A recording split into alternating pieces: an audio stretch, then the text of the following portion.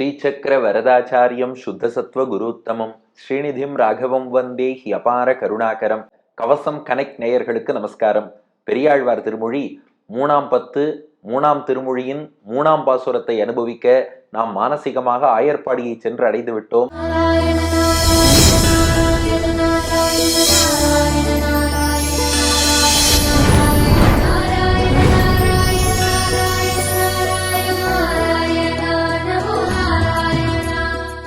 பெரியாழ்வார் யசோதை குட்டி கண்ணன் மாடு மேய்ச்சிட்டு திரும்பி வரும்போது அவனை யார தழுவிண்டு, ஐயோ என்ன போல கல் நெஞ்ச காரி உண்டா, உன்னை இப்படி கண்ணுக்குட்டிகள் பின்னாடி அனுப்பி கஷ்டப்படுத்திட்டேனே என்று சொன்னாள்.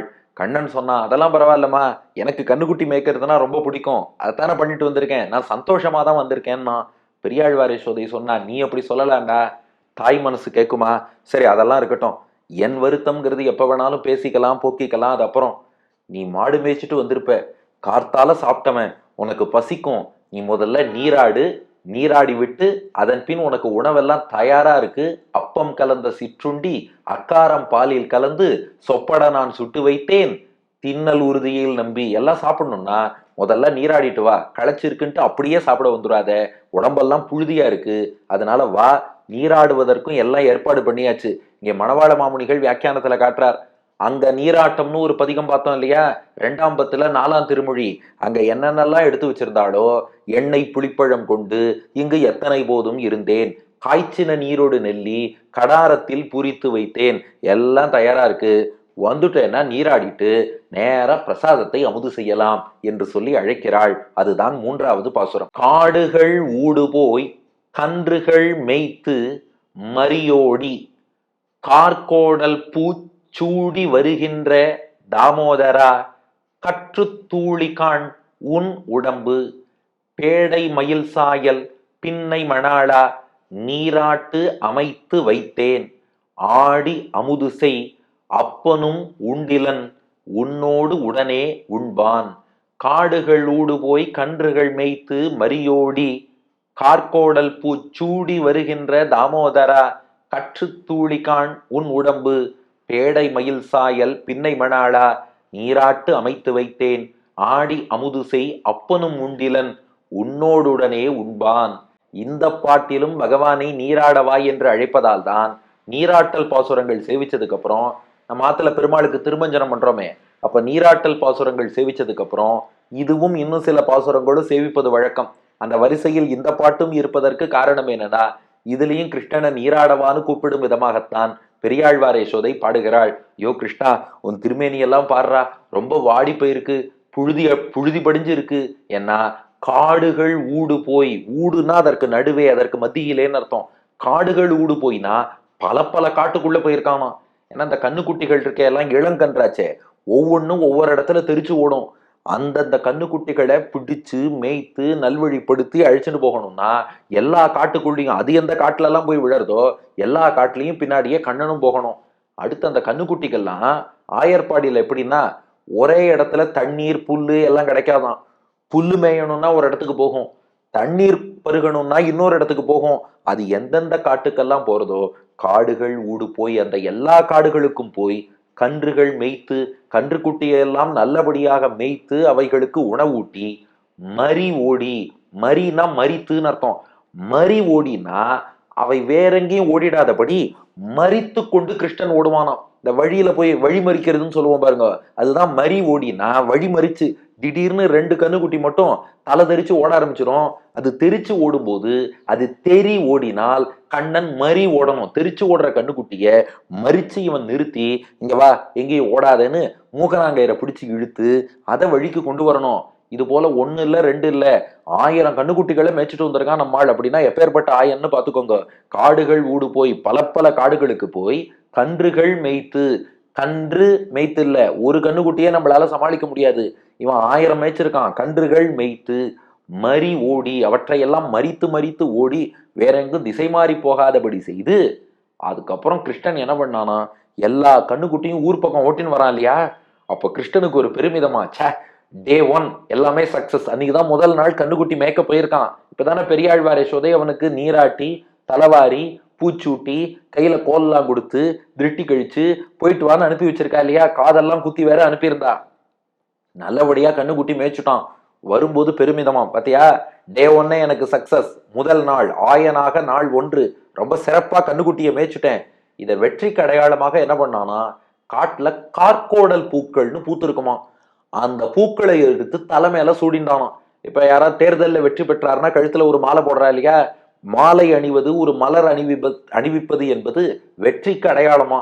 இவன் என்ன பண்ணான், சக்சஸ்ஃபுல்லா கண்ணுக்குட்டி மேய்ச்சுட்டேன், அதுக்கு அடையாளம் கார்கோடல் பூச்சூடி, தன்னுடைய தலைக்கு மேலே கார்கோடல் பூக்களை சூடிக்கொண்டு வெற்றிகரமாக கன்றுக்குட்டிகளை மேய்த்தேன் என்பதற்கு அடையாளமா. ஏன் இலக்கியத்திலே அழகான வார்த்தை சொல்லுவாளே, வெற்றி வாகை சூடினார்பா. அந்த வார்த்தை கேள்விப்பட்டிருக்க இல்லையா? வாகைங்கிறது பூ, வெற்றி வாகை சூடினார்னா வெற்றி பெற்றதற்கு அடையாளமாக வாகை பூவை தன் தலை மீது சூடினார்னு அர்த்தம். அது போல கார்கோடல் பூச்சூடி வருகின்ற, நான் ரொம்ப நன்னா கண்ணுக்குட்டி மேய்ச்சுட்டேன், அந்த வெற்றிக்கு அடையாளம் கார்கோடல் பூவை தலைக்கு மேல் சூடிக்கொண்டு திரும்பி வருகிற தாமோதரா, தாமோதரனே. தாமோதரன்னா என்ன அர்த்தம்? தாமம்னா கயிறு, உதரம்னா வயிறு. உதரம்ங்கிற வயிற்றில், தாமம்ங்கிற கயிற்றால் கட்டுப்பட்டவன், வயிற்றில் கயிற்றால் கட்டுப்பட்டவன் தாமோதரன். எதுக்கு சொல்றான்னா, பா, என் பேச்செல்லாம் கேட்கக்கூடிய குழந்தை, அவ்வளவு பவ்யமா என்று கட்டுண்டு கிடந்த தாமோதரா, என் பேச்ச கேட்டுதானடா இவ்வளவு கஷ்டப்பட்டு கண்ணுக்குட்டியை மேய்ச்சிட்டு வந்த. ஆனா இப்ப வரும்போது பார்த்தா கற்று தூளிக்கான் உன் உடம்பு. கற்றுனா இந்த இடத்துல கண்ணுக்குட்டின்னு அர்த்தம், தூளினா புழுதின்னு அர்த்தம். கற்று தூளிக்கான் உன் உடம்பு, உன் உடம்ப பாரு, மொத்தமா கண்ணுக்குட்டியின் புழுதி மட்டும்தான் இருக்கு. அதாவது திருமேனியில புழுதி படிஞ்சிருந்தா பரவாயில்ல, திருமேனியே புழுதியா இருக்கான். வித்தியாசம் புரியுறதா? திருமேனியில புழுதி படிஞ்சிருக்குன்னு சொன்னா திருமேனி கொஞ்சம் தெரியறது, புழுதியும் இருக்குன்னு அர்த்தம். இந்த பாட்டு பாருங்க, கற்று தூளி உன் உடம்பில் இருக்குன்னு சொல்லல, கற்று தூளி கான் உன் உடம்பு. உன் உடம்பு அப்படியே கண்ணாடியில பாரு, வெறும் புழுதி தான் இருக்கு. அந்த புழுதிக்குள்ள தேடணுமா உள்ளுக்குள்ள கிருஷ்ணன் இருக்கானான்னு. இப்படி புழுதி படிந்து வந்திருக்கிறாயே, அதனால முதல்ல நீராடவா, குளிச்சுட்டு சாப்பிடலாம், மிச்சத்தெல்லாம் அப்புறம் பேசிக்கலான்னா. கண்ணன் பார்த்தான், மா, என் திருமேனியில புழுதி படிஞ்சாலும் அழகா இருக்கும், நீ தானே பாட்டெல்லாம் பாடியிருக்க, அழகா என் கிருஷ்ணன் அப்படியே விளையாட போவான், மண்ணுல உருண்டு பிறண்டு விளையாடுவான், புழுதிய பூசிட்டு வருவான், பட்டு கருநீல புடவை பதித்தனல் வைரம் நட்ட நடுநிசியில் தெரியும் நட்சத்திரங்கள் அடி என்னும்படி என் கருநீல வண்ண திருமேனியில அழகா புழுதி படிஞ்சிருந்தா எவ்வளவு நன்னா இருக்கு, இத போய் யாராவது அலம்பிப்பாளா அப்படின்னு கேட்டான் கண்ணபிரான். பெரியாழ்வார் யசோதை சொன்னா, பார்ப்பா, அது பாக்குறதுக்கு எனக்கு பிடிக்கும், ஆனா உன் தேவி நப்பின்னை பிராட்டின்னு ஒருத்தி இருக்காளே, அவ பார்த்தா கிண்டல் பண்ணுவா. இதான் ஏற்கனவே சொல்லியிருக்கோம் இல்லையா, பூனி தொழுவினில் புக்கு புழுதி அடைந்த பொன்மேனி காண பெரிது முகப்பன் ஆகிலும் கண்டார் பழிப்ப நான் எத்தனையும் இலாதாய் நப்பின்னை காணில் சிரிக்கும். அதாவது பெரியாழ்வார் யசோதைக்கு ஒரு பிரம்மாஸ்திரம் இருக்கு. கிருஷ்ணனை என்ன பண்ணி கண்ட்ரோல் பண்ணலனாலும், கண்ட்ரோல் பண்ணாம ஏதாவது ரொம்ப விஷமம் பண்ணான்னா கடைசியா நப்பின்னையை காமிச்சிருவாளாம். பார், நப்பின்னை கோச்சுருவா, ஒழுங்கா சொன்ன பேச்சு கேடு. அதனால கண்ணபிரானை கண்ட்ரோல் பண்ணுவதற்கு பிரம்மாஸ்திரமாக பெரியாழ்வார் யசோதை நப்பின்னையை தான் பயன்படுத்தி அவளை காட்டி காட்டி தான் கண்ணனை அடிபணிய வைப்பாளாம். அந்த வகையில பேடை மயில் சாயல் பின்னை மணாளா, ஒரு பேடை மயில், பேடைனா பெண்ணுன்னு அர்த்தம், பேடை மயில் என்றால் பெண்மயில் போன்ற சாயல், சாயல் கொண்ட, மானல்லவோ கண்கள் தந்தது மயிலல்லவோ சாயல் தந்தது என்னும்படி ஒரு பெண்மயில் போன்ற சாயல் கொண்ட பின்னை மணாளா, நப்பின்னைக்கு மணவாளனாக கணவனாக இருப்பவனே. பார், நப்பின்னை கோச்சுருவா, ஒழுங்கா சொன்ன பேச்சு கேளு அப்படின்னு நப்பின்னையை காட்டி காட்டி, பார், ஒழுங்கா நான் சொல்றத கேளு, நீ இப்படியே புழுதியோட வந்தா நப்பின்னை உன்னை விரும்ப மாட்டா, நீ புழுதியெல்லாம் அலம்பிட்டு வந்தாதான் நப்பின்னை பிராட்டிக்கு பிடிக்கும், அதற்காக நீ நீராடு, நீராட்டு அமைத்து வைத்தேன். நீராட்டு அதாவது நீ நீராடுவதற்கு தேவையானவற்றை எல்லாம் அமைத்து வைத்தேன், ஏற்பாடு செய்து வைத்தேன். என்னென்ன ஏற்பாடு செய்தேன்னா, அப்படியே ரெஃபர் 2ஆம் பத்து 4ஆம் திருமொழி, வெண்ணெய் அளைந்த குணுங்கும் விளையாடு புழுதியும் கொண்டு திண்ணனை இவ்விரா உன்னை தேய்த்து கிடக்க நான் ஒட்டேன், எண்ணெய் புளிப்பழம் கொண்டு இங்கு எத்தனை போதும் இருந்தேன். எண்ணெய் எடுத்து வச்சிருக்கேன், புளிப்பழம்ங்கிற சிகைக்காய் வச்சிருக்கேன், அப்புறம் காய்ச்சின நீரோடு நெல்லி கடாரத்தில் புரித்து வைத்தேன். தண்ணீரை அளவான சூட்டுல காய்ச்சி வச்சு, ரொம்ப சில்லுன்னு இருந்தாலும் ஒத்துக்காது, ரொம்ப சூடா இருந்தாலும் தாங்காது, மிதமான சூட்டுல வச்சு அதுல கொஞ்சம் நெல்லிக்காயும் சேர்த்து எல்லாம் தயாரா இருக்கு. அதனால கிருஷ்ணா, நீராட்டு அமைத்து வைத்தேன், நீராடையெல்லாம் ஏற்பாடு பண்ணி சரியா வச்சிருக்கேன். ஆடி அமுது செய், ஆடினா நீராடின்னு அர்த்தம், ஆடி அமுது செய். ஏன்னா சில பேர் என்ன பண்ணுவாங்கன்னா, ஆடி அமுது செய்யினா டான்ஸ் ஆடிண்டே சாப்பிட்றதா அப்படின்னு நினைச்சுடுவா. இல்ல இல்ல, நீராடிய பின் அமுது செய்யினா உண்ண வேண்டும்னு அர்த்தம். குளிக்காம சாப்பிடக்கூடாது. ஸ்நாத்வா புஞ்சித்தன்னு சாஸ்திரம் சொல்லியிருக்கு. அதனால ஆடி நீராடி அமுது செய். ஏன்னா கிருஷ்ணன் எவ்வளவு விஷமக்காரன்னு நமக்கு தெரியும். வெறுமன ஆடி அமுது செய்யினா சரி நான் நாட்டியம் ஆடிண்டே சாப்பிட்றேன்ருவான். அப்படி சாப்பிட்டாலாம் ஜெரிக்காது. ஒரு இடத்துலதான் உட்காந்துதான் சாப்பிடணும். ஆனா நீராடிய பின் சாப்பிடணும், குளிக்காம சாப்பிடாத. உனக்கு பசின்னு எனக்கும் தெரியும், உணவு தயாரா இருக்கு, ஆனா நீராடணும், ஆடி அமுது செய். பார், அப்பனும் உண்டிலன். ஏற்கனவே அந்த வெண்ணெய் அடைந்த குணுங்கும்ல அன்னைக்கு உன்னை நீராடணும்னு சொல்லிட்டு கூப்பிட்டு திருவோணத்தன்னைக்கு உன்னை கூப்பிட்டா ரோகிணி என்று நீராட வருகிறாய். அப்படிதான் அந்த வெண்ணெய் அடைந்த குணுங்கும் பாசுரத்துல பாருங்க, முதல்ல இன்று நீ நீராட வேண்டும் எம்பிரான் ஓடாதே வாராய் என்று அழைப்பாள். அப்போது பார்த்தா திருவோண நட்சத்திரம்னு ஒரு அர்த்தம் சொன்னோம். அதுக்கப்புறம் நன்று நீ நீராட வேண்டும் நாரணா ஓடாதே வாராயின்னு வரும். அந்த நன்றுங்கிறது எந்த நாள் அப்படின்னு பார்த்தா அவன் பிறந்த நாளாகவே அது அமைந்து விட்டது. நீ பிறந்த திருவோணம் இன்று நீ நீராட வேண்டும்னு இருக்கும். பின்னாடி பார்த்தா நீ பிறந்த திருநன்னாள் நன்று நீ நீராட வேண்டும்னு வந்துடும். அதாவது பொதுவா பெருமாளுக்குன்னு உரிய திருநக்ஷத்திரம் சிரவணம். கிருஷ்ணாவதாரத்துல விசேஷமான திருநக்ஷத்திரம் ரோஹிணி. இவனை சிரவண நட்சத்திரத்திலேருந்து நீராடவான்னு கூப்பிட்டா ரோஹிணியில வரானாம். அதான் திருக்குடந்தை ஆண்டவன் ரொம்ப ரசிச்சு சாதிப்பார். இவன் சிரவணத்துல கூப்பிட்டா ரோஹிணிக்கு தான் வருவான், அப்படிப்பட்டவன் அவ்வளவு ஈஸியா நீராட மாட்டான்னு. அந்த மாதிரி பண்ணாத. ஏன்னா அப்பனும் உண்டிலன். அப்பன்னா உன்னுடைய தகப்பனார் நந்தகோபர் இருக்காரே, உண்டிலன். அவர் அப்பவே அவர் பெரிய மாடெல்லாம் மேய்ச்சிட்டு அப்பவே வந்துட்டார். வந்து கிருஷ்ணன் வந்தாச்சான்னு கேட்டார். இன்னும் வரலன்னு சொன்னேன். சுச்சோ, குழந்தை பாவம், அதுக்கு பசிக்குமே, கிருஷ்ணன் சாப்பிட்ட அப்புறம்தான் சாப்பிடுவேன்னு உங்க அப்பா நந்தகோபர் இன்றும் அமர்ந்து கொண்டிருக்கிறார் பார். உன்னோடு உடனே உண்பான், உன்னோடு சேர்ந்துதான் உண்ண வேண்டும் என்பதற்காக உன்னுடைய திருத்தகப்பனார் இன்றும் காத்திருக்கிறார். அதனால இந்த இடத்துல உண்பான்னா ஹி வில் ஈட்டுன்னு அர்த்தம் இல்ல, இன் ஆர்டர் டு ஈட்டுன்னு அர்த்தம். இத தமிழ்ல வான் விகுதி பெற்ற தெரிநிலை வினைய செம்பா. உன்னோடு உடனே உண்பான், உன் கூட தான் உண்ண வேண்டும்ங்கிறதுக்காக அப்பனும் உண்டிலன், அவர் சாப்பிடாம இருக்கார். அதனால இங்க வர்பு எதுனா உண்டிலன்கிறது தான் வர்பு. உண்பான் அப்படின்னா உண்பதற்காகன்னு அர்த்தம். அதனால வினை சொல்லாக அப்பனும் உண்டிலன், எதிர்மறை வினைச்சொல். உங்க அப்பா சாப்பிடல, உன்னோட உடனே உண்பான், உன் கூட தான் சாப்பிடணும்னு சொல்லி காத்துட்டு இருக்கார். அப்படி இருக்க விஷமம் பண்ணாத, ஒழுங்கா நீராடவான்னு அழைக்கிறாள். காடுகள் ஊடு போய் கன்றுகள் மேய்த்து மரியோடி கார்கோடல் பூச்சூடி வருகின்ற தாமோதரா கற்று தூளிகான் உன் உடம்பு பேடை மயில் சாயல் பின்னை மணாளா நீராட்டு அமைத்து வைத்தேன் ஆடி அமுது செய் அப்பனும் உண்டிலன் உன்னோடு உடனே உண்பான்.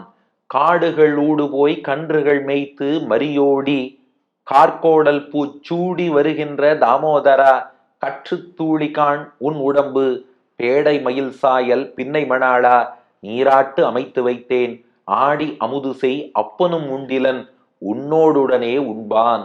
பல காடுகள் மத்தியில போய் கண்ணுக்குட்டிகளை மேய்ச்சு அதெல்லாம் மரித்து கொண்டு ஓடி அதை வெற்றிகரமா செய்ததற்கு அடையாளமா கார்கோடல் பூக்களை தடையில் சூடிக்கொண்டு தாமோதரா வந்திருக்கிறாயே, உன் திருமேனி முழுக்க கண்ணுக்குட்டியின் புழுதி தாண்டா இருக்கு. அதனால நப்பின்னை பிராட்டி கோச்சுக்க கூடாதுங்கிறதுக்காகவாவது, மயில் போன்ற சாயல் கொண்ட நப்பின்னை பிராட்டிக்காகவாவது கொஞ்சம் நீராடவா. நீராட எல்லா ஏற்பாடும் பண்ணிட்டேன். நீராடிய பின் உணவும் உண்ண வேண்டும். உங்க அப்பாவும் உன்னோடு உண்பதற்காக உண்ணாமல் காத்திருக்கிறார் என்பது பாசுரத்துக்கு திரண்ட பொருள். அடியர் வழங்கும் ஆங்கில வடிவம். Going in to the Woods, preventing the calls from running astray and feeding them with proper food and water, you came back victorious with flowers on your head. O Damodara, your body is full of the dust from the calls. O Krishna, at least for the sake of Nappinai, whose appearance is like a peahen, please come and have your bath. I have arranged everything for your bath. After bathing, you can have food. Your father is waiting to eat with you என்பது இதற்கான ஆங்கில வடிவம். இனி இதற்கு அடுத்த பாசுரம். இப்போ கிருஷ்ணனை நீராட கூப்பிட்டுருக்காளே, அவ்வளோ ஈஸியாக வருவானா மாட்டானா? கண்ணனை பற்றி தான் உங்களுக்கே தெரியுமே. என்ன பண்ணான்னு அடுத்த பாசுரத்தில் காண்போம். பெரியாழ்வார் திருவடிகளே சரணம்.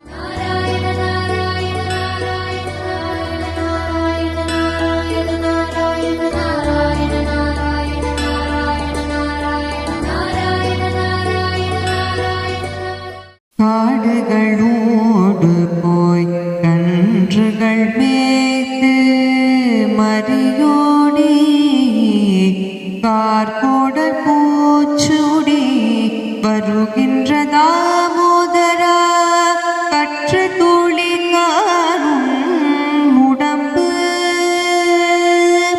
காடுகள் மூடு போய் கன்றுகள் மேய்த்து மரியோடே கார்கோடல் பூச்சூடி வருகின்ற தாமோதரா கற்று துளி காணும் உடம்பு பேடை மயிர் சாய பிள்ளை மணாளா நீராட்டமைத்து வைத்தே பேடை மயிர் சாய பிள்ளை மணாளா நீராட்டமைத்து வைத்தே ஆடிய முதுசை அப்பனும் உண்டிலன் உன்னோடுடனே உண்பான் ஆடிய முதுசை அப்பனும் உண்டிலன் உன்னோடு